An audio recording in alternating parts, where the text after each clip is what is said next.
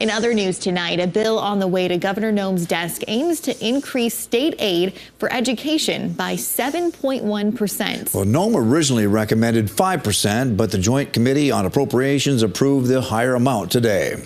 On the Night Beat, KELOLAND's Carter Schmidt talks with a couple area superintendents about the nearly $39.5 million in new funding for K-12 education. Carter?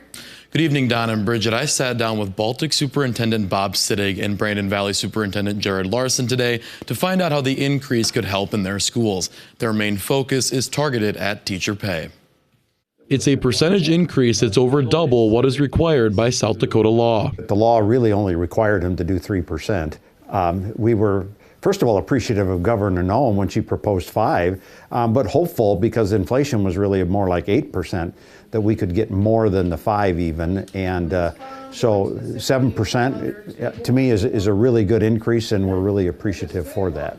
If approved, Sittig says the increase will help address the shortage of teachers and other support staff. In order to attract good people, I think we need to pay a competitive wage. And so I think that's why the funding is really important, so that we can pay to get good people. The proposed increase came as somewhat of a surprise. I never really expected to get 7-8% increases, because that just didn't happen many years ago. No, didn't expect it, but really hoped for it. And like I said, appreciative that the legislature was able to do that for us. Larson appreciates the work done in Pierre to prioritize public education. The increase is going to be incredibly valuable to our staff as we work to drive teacher compensation forward, as well as increase compensation for support staff as well.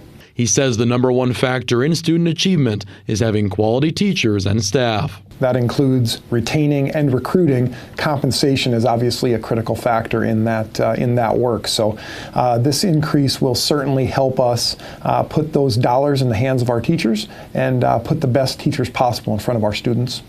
And Senate Bill 24, which provides the 7% increase in state aid and revises the property tax levies for school districts, sets the state's target teacher salary at around $59,700. You can see that full bill and another that appropriates funds for the fiscal year 2024 general fund attached to this story on KELOLAND.com.